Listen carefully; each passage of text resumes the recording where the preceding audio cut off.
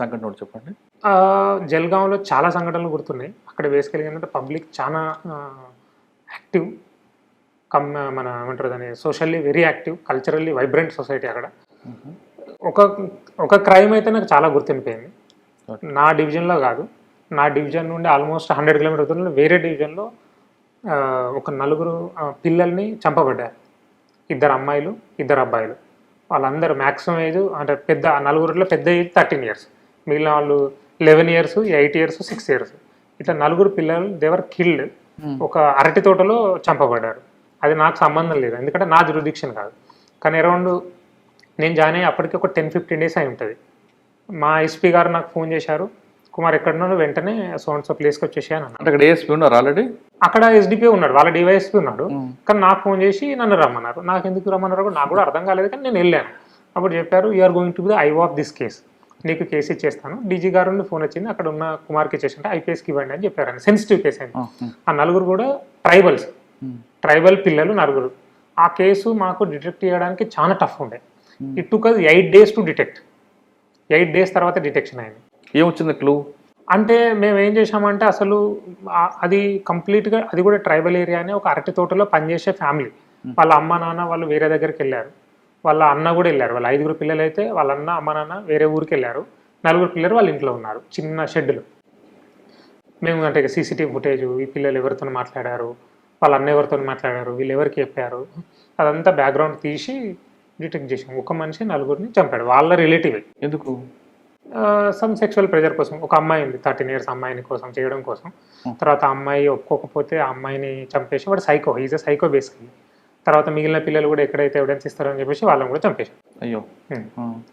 అది డిటెక్షన్ చేశాము.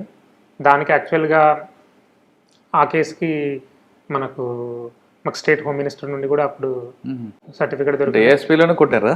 దాని తర్వాత ఆ కేసులోకి ఉజ్వల్ నికమ్ గారు, అడ్వకేట్ ఉజ్వల్ నికమ్, అంటే మీరు 26/11 కేసులో కానీ, 93 బ్లాస్ట్ కేసులో కానీ స్పెషల్ పబ్లిక్ ప్రాసిక్యూటర్ ఉంటారు ఉజ్వల్ నికమ్, ఫేమస్. ఆయనను స్పెషల్ ప్రాసిక్యూటర్గా పెట్టుండే. యాక్చువల్లీ ఆ కేసు ఆల్మోస్ట్ 100% కన్విక్షన్ అయిపోతుంది. ఐ వాజ్ ద కంప్లీట్ కాలేదు, లాస్ట్ స్టేజ్లో ఉన్నది. ఓకే. అది మీకు అంటే కంప్లీట్ గా ఎవిడెన్స్ సర్వీస్ లో ఫస్ట్ కేసు అంటే అది చాలా ఫస్ట్ కేసు. నేను జాయిన్ అయిన వితిన్ 10 days లోనే అయింది. ఆ కేసు వల్ల చాలా నేర్చుకున్నాను అనమాట. అంటే మీరు నేర్చుకున్నారు కరెంట్, కానీ మీకు చాలా ప్రెజర్ కూడా ఉంటుంది. చాలా ప్రెజర్ ఉండే. పబ్లిక్ డైలీ రోజు ఒక 100 మంది పోలీస్ స్టేషన్ బయటకు వచ్చి నిల్చోవడం, అంటే ఏమైందని. అంటే ఇప్పుడు ఎట్లా అంటే మనం ప్రెజర్ లేకుండా ఉంటేనే ఇట్లాంటి పని చేయడం ఈజీ, కానీ అండర్ ద ప్రెజర్ కూడా మేము పనిచేసేది కేసు డిటెక్షన్ చేసాం. ఓకే. తర్వాత అడిషనల్ ఎస్పీ ఉంటారు. తర్వాత అడిషనల్ ఎస్పీగా నేను గడ్చిరోలికి వెళ్ళాను. గడ్చిరోలి అక్కడే ఉందండి మీకు. అసలు నక్సల్స్ ఎఫెక్టెడ్ ఏరియా పక్కన మీకు ఆ బార్డర్ ఉంటుంది, మార్ట్ బార్డర్. ఆ 2 గ్రామాల విలేజ్లు కూడా బాగానే ఎఫెక్ట్ ఉంటాయి. ఏం ఛాలెంజ్ వచ్చిందండి? అదే కాకుండా గడ్చిరోలి ఈజ్ కంప్లీట్లీ డిఫరెంట్ అన్నట్టు. మహారాష్ట్ర మొత్తంలో Gadchiroli is the only district now Naxal effect district. అంటే మీరు ఒకసారి ఆలోచిస్తే, ఒకవైపు ముంబై, పూణే కంప్లీట్లీ క్యాపిటలిస్టిక్ వాళ్ళు, ఇంకోవైపు గడ్చిరోలి కంప్లీట్లీ కమ్యూనిస్ట్ ఐడియాలజీ కావాలని పోరాడే నక్సల్స్. అంటే అంత వ్యత్యాసం ఉంది మహారాష్ట్రలో. అక్కడ గడ్చిరోలి ఎలా అంటే, మనది కరీంనగర్ బ్యాక్గ్రౌండ్ అవడం వల్ల మనకు నక్సలిజం, మావోయిజం, మన తెలంగాణ బ్యాక్గ్రౌండ్, సివిల్ సర్వీస్లో కూడా మేము బాగా ప్రిపరేషన్ చేసాము. నాకు ఒక బేసిక్ ఐడియా ఉంది. సో యాక్చువల్గా మనం ప్యాషన్తోనే అక్కడికి వెళ్ళాం. నేను వాలంటరీగా వెళ్ళాను. నేను గడ్చిరోలి ఇంట్లో ఎవరు అబ్జెక్షన్ చేయలేదా? ఎందుకు ఆ పోస్ట్ మనకి కరీంనగర్ చూసారు కదా, చాలా మంది ఎఫెక్ట్ అయ్యారు. అంటే ఇప్పుడు మా ఫ్యామిలీ ఎలా అంటే, నేను ఒక డిసిషన్ తీసుకుంటా అంటే వాడు అన్ని ఆలోచించుకొని తీసుకుంటారని నమ్మకం వాళ్ళకు ఉండి ఉంటుంది. అది అన్ని చెప్పారు కదా మీ అమ్మగారు నాన్నగారు? మా అమ్మగారు నాన్నగారు మా విలేజ్ లోనే ఉంటారు. అక్కడే అగ్రికల్చర్ చేస్తారు. అమ్మ కూడా అంతే. అంటే వాళ్ళకి తెలుసు గడ్చిరోలి వచ్చినప్పుడు చెప్పారా జాగ్రత్త అని చెప్పారా? కనీసం వాళ్ళకు చెప్పలేదు, మా వైఫ్ కి తెలుసు. వాళ్ళకి అప్పటికే పెళ్లి అయిపోయిందా? నేను ఐఆర్ఎస్ లో ఉన్న కన్నా సర్వీస్ లో కన్నా ముందే మ్యారేజ్ అయింది. ఏం చేస్తారు ఆవిడ? తను సాఫ్ట్వేర్ ఇంజనీర్. ఆవిడ చెప్పారు కానీ అమ్మ నాన్న చెప్పుకుంటూ వచ్చారు. అమ్మ నాన్న చెప్పలేదు, వాళ్ళు టెన్షన్ పడతారు కదా. దగ్గర ఉన్న వాళ్ళకి తెలుసు మనం ఏం చేస్తున్నాం అని.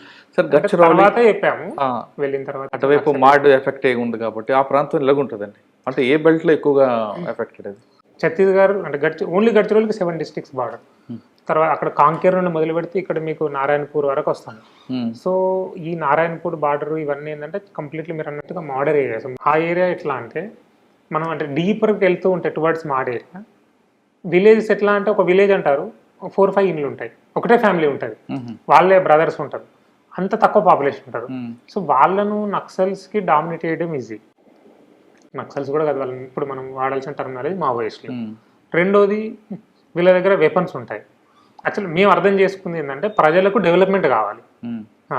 అంటే మావోయిస్టుల భయానికి చాలామంది బయటికి రావట్లేదు. వాళ్ళకి ఏంది, వాళ్ళకి ప్రపంచమే తెలియదు. ఫస్ట్ ఆఫ్ ఆల్ వాడు పుట్టినప్పటి నుంచి అదే విలేజ్లో చిన్నది హ్యామ్లెట్, అది 5, 6, 10 హౌసెస్ ఉన్న ఒక విలేజ్. సో వాడికి బయట ప్రపంచమే తెలియదు. కొన్ని మధ్యలో నదులు ఉంటాయి, అంటే కట్ ఆఫ్ అయిపోతాయి ఆల్మోస్ట్ ఒక 2-3 మంత్స్ వర్షాకాలంలో. అట్లాంటి వాళ్ళని మనం ఎట్లా యాక్చువల్లీ మన వైపు తిప్పుకోవాలని మనం అక్కడ కూడా కమ్యూనిటీ పోలీసింగ్ ఇనిషియేటివ్ను ఇంప్లిమెంట్ చేసాం. అసలు ఆలోచన ఎందుకు వచ్చింది ఆపరేషన్ ప్రస్తావన ప్రజలకి ప్రభుత్వానికి మధ్యలో? అంటే మేము గడ్చిరోలిలో పోలీస్ దాదాలోరా కిటికీ అనే ఒక ప్రోగ్రామ్ ఉంది. ఏదండి పోలీస్ దాదాలోరా కిటికీ?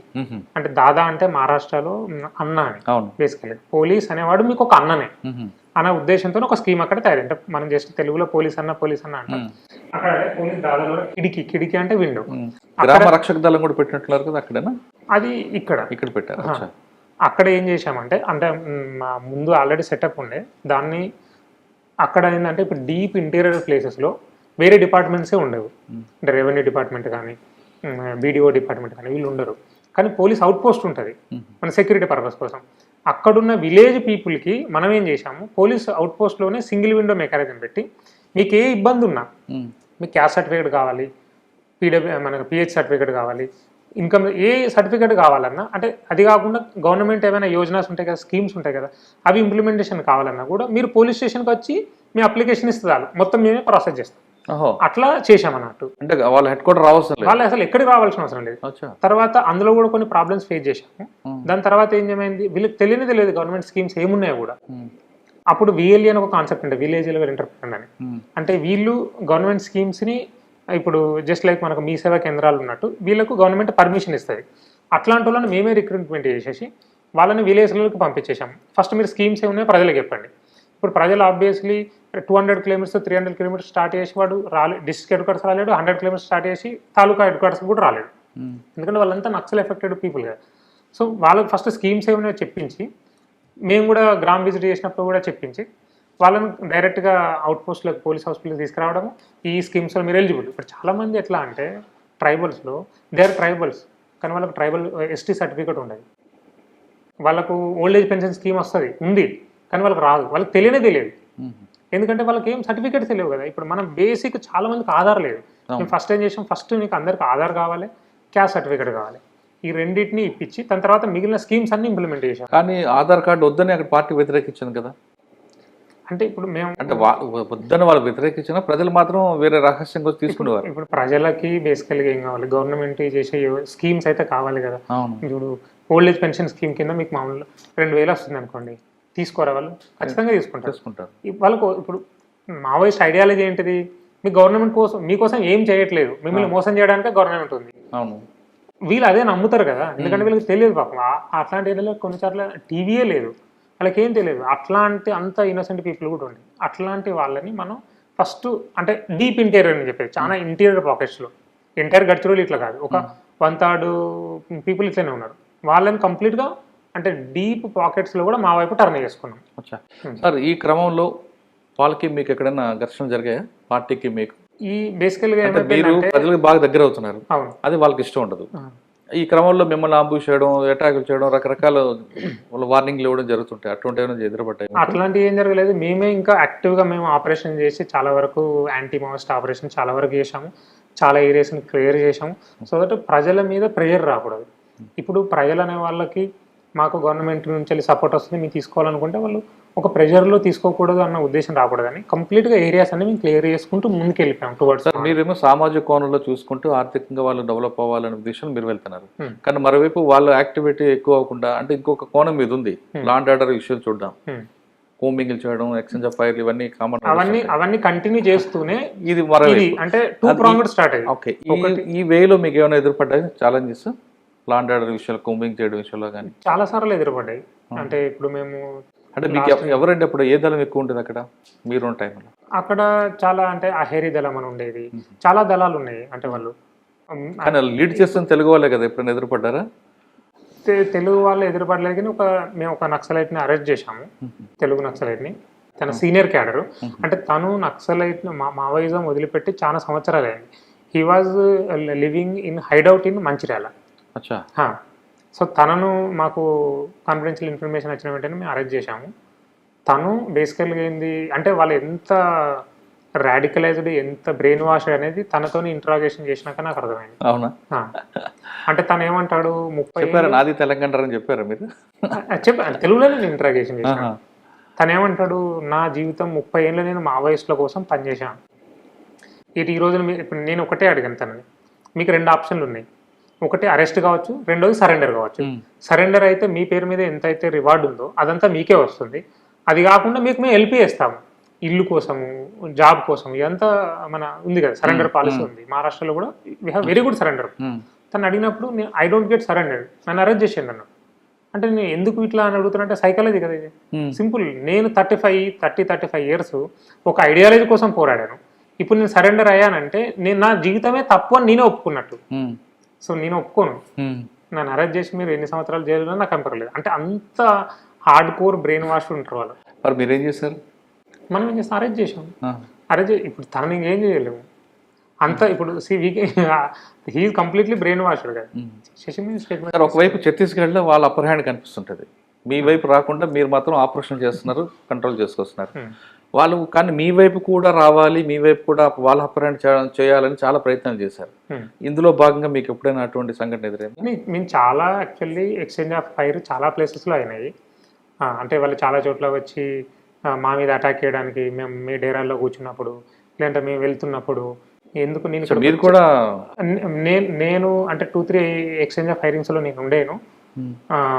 వాళ్ళ కానిస్టేబుల్స్కి కొంచెంలో మిస్ అయ్యి బతికిన వాళ్ళు ఉన్నారు. ఒకసారి బ్రిడ్జ్ని, మేమైతే బ్రిడ్జ్కి అటువైపు ఉన్నాము, ఇటువైపు రావాలి, వాళ్ళకి తెలుసు మా ముందే లీక్ అయింది ఎలానో. బ్రిడ్జ్ మీదనే వాళ్ళు బాంబు పెట్టారు, బ్లాస్ట్ కూడా అయింది. లక్కీలీ మాకు ఏం కాలేదు, మా అంటే మూమెంట్ అవుతున్న మధ్యలోనే బ్లాస్ట్ అయింది. సో అంటే ఇట్లాంటివన్నీ వాళ్ళు ఏంటంటే, ఆ పార్టీకి మీ ప్రాంతంలో లీడ్ చేసే ఆఫీసర్ నాయకుడు ఎవరంటే అప్పుడు? గిరిధర్ అని ఉండే. గిరిధర్ తన పేరు గిరిధరు. Later on he surrendered now. He is the complete incharge of Gadchiroli zone. Telugu అంటే తను తెలుగు స్పీక్ చేస్తాడు, but he is native of Gadchiroli. Gadchiroli. ఆయన సరెండర్ అయిపోయారు. ఇప్పుడు ఆయన సరెండర్ అయిపోయారు. ఆయన సరెండర్ అయిన తర్వాత పార్టీకి ఎలా ఉంది పరిస్థితి? దెబ్బకు పడిందా లేదా? ఇప్పుడు గడ్చిరోలిలో ఎట్లా అంటే 2 భాగాలుగా డివైడ్ చేస్తారు, north Gadchiroli, south Gadchiroli. North Gadchiroli కంప్లీట్గా క్లియర్ అవుట్ అయిపోయింది ఇప్పుడు, it is free from Naxalites. తర్వాత అంటే అక్కడ కంపెనీ నెంబర్ 4 అని ఉండేది, ఆ కంపెనీ నెంబర్ 4 కంప్లీట్గా ఎలిమినేట్ చేసాము. తర్వాత ఈ సౌత్ గడ్చిరోలిలో కంపెనీ నెంబర్ 10 అని ఉంటుంది. కంపెనీ నెంబర్ 10 యొక్క హెడ్ ఈయన గిరిధర్ ఉండే. కంప్లీట్గా అంటే కంపెనీ నెంబర్ 10 యొక్క హెడ్డే సరెండర్ అయిపోయాడు. దానివల్ల వాళ్ళు డీలే పడిపోయారు. దాని తర్వాత చాలా వరకు మేము ఎక్స్చేంజ్ ఫైర్ చేసాం. వీళ్ళు ఏం చేస్తారంటే, మధ్యలో మనకు అక్కడ నది ఉంది, ప్రాణహిత నది.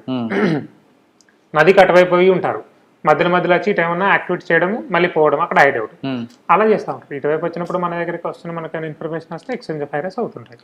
కానీ ప్రజల నుంచి ఎలాంటి సపోర్ట్ ఉందండి? వాళ్ళకుందా, మనకుందా? కంప్లీట్గా అయితే మనకే ఉంది. కంప్లీట్గా గవర్నమెంట్కి సపోర్ట్ ఉంది, ప్రజలకు తెలుసు గవర్నమెంట్. ఇప్పుడు మేము అదే అంటున్నాం, మేము ఇంకా ఇది కాకుండా మేము ఎంత తీసుకెళ్ళామంటే, అక్కడ ఉన్న స్టూడెంట్స్ని తీసుకొని మనం బాంబేకి, పూణేకి, హైదరాబాద్కి పంపించేవాళ్ళం. మేము మహారాష్ట్ర టూర్ వేయించేవాళ్ళం. అప్పుడు మీరు చూసేది గడ్చిరోలి మహారాష్ట్ర కాదు. ఒకసారి మీరు బయటకు వచ్చి చూడండి, నాగ్పూర్ చూడండి, పూణే చూడండి, ముంబైకి తీసుకునే వాళ్ళం.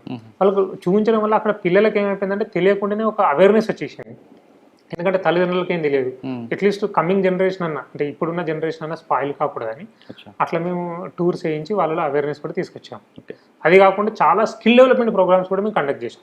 అంటే నేను ఇప్పుడు గడ్చిరోలిలో ఉన్నప్పుడు పోలీస్ డిపార్ట్మెంట్కి స్కిల్ డెవలప్మెంట్ ఆర్గనైజేషన్ అని ఒక రికగ్నిషన్ తీసుకొచ్చి, అంటే ఒక ఏజెన్సీ సపరేట్గా విత్ ఇన్ పోలీస్ డిపార్ట్మెంట్లో ఒక ఏజెన్సీ క్రియేట్ చేసి, ఒక బ్రాంచ్ టైప్ చేసి 3 crore వర్క్ ఆర్డర్ మాకు గవర్నమెంట్ ఆఫ్ మహారాష్ట్ర ఇచ్చింది. మహారాష్ట్ర స్కిల్ డెవలప్మెంట్ కార్పొరేషన్ అని ఉంటుంది ఒకటి, MSDC. 3 crore work order police డిపార్ట్మెంట్కి ఇచ్చింది, you go and do the skilling అని. అందులో అంటే మేము డ్రైవర్ ట్రైనింగ్, కంప్యూటర్ ట్రైనింగ్, తర్వాత 2-wheeler 4-wheeler రిపేరింగ్, అట్లాంటివి వేరే ట్రైనింగ్స్ అన్ని మేము చాలా వరకు ఇప్పించాము. అంటే medium level training, skill development trainings organise చేసాం. దానివల్ల ఏమైపోయింది, ఎంప్లాయ్మెంట్ ప్రాబ్లం అనేది సార్ట్ అవుట్ అయింది. వాళ్ళకి ట్రైనింగ్ ఇచ్చేటప్పుడు కూడా కావాల్సిన టూల్స్, ఎవరైనా సెల్ఫ్ ఎంప్లాయ్మెంట్ పెట్టుకున్నా కూడా వాళ్ళకి మళ్ళీ కొంత గవర్నమెంట్ నుండి ఏదైనా బ్యాంక్ త్రూ టైప్ వేయించి వాళ్ళకి ఫండింగ్ ఇప్పించడము, ఇట్లాంటివన్నీ ఒక సోషల్ పోలీసింగ్.